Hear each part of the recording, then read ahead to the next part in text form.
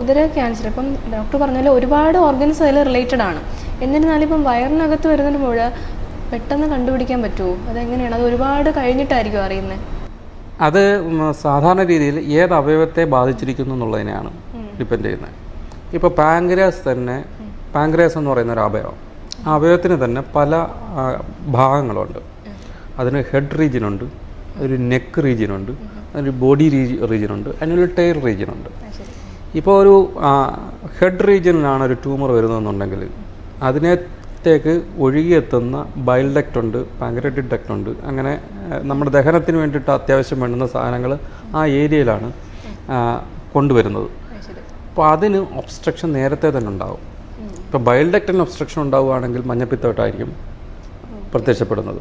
ഇപ്പോൾ പാങ്ക്രിയാസിനകത്തുള്ള ഹെഡ് റീജിയനിൽ ഒരു ട്യൂമർ, നേരത്തെ പറഞ്ഞ കണക്ക് ആ ഏരിയയിലാണ് ട്യൂമർ ഉണ്ടാകുന്നുണ്ടെങ്കിൽ ബൈൽ ഡക്റ്റിനകത്തായിരിക്കും. അതേസമയം കുറച്ചുകൂടെ മാറി ബോഡി റീജിയനിലാണ് ആ ട്യൂമർ ഉണ്ടാകുന്നുണ്ടെങ്കിൽ ഇതിനെ ഞെരുക്കാത്തത് കൊണ്ട്, ബൈൽ ഡക്റ്റിനെയോ അല്ലെങ്കിൽ മറ്റേ ഇതിനെയോ ഞെരുക്കാത്തത് കൊണ്ട് അവിടെ സിംറ്റംസ് ലേറ്റായിട്ടായിരിക്കും ഉണ്ടാകുന്നത്. ടെയിലോട്ട് വീണ്ടും വരുമ്പം അതിനെ ഞെരുക്കാനുള്ള അവയവങ്ങൾ കുറവാണ് ആ ഏരിയയിൽ.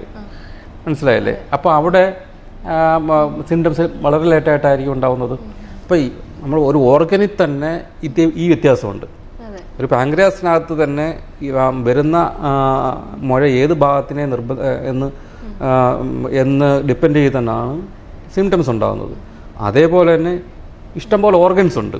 അപ്പോൾ ഏത് ഓർഗനെയാണ് ഇത് അഫക്റ്റ് ചെയ്തിരിക്കുന്നതിനെ ഡിപ്പെൻഡ് ചെയ്തിരിക്കും സിംറ്റംസ് ഉണ്ടാകുന്നത്.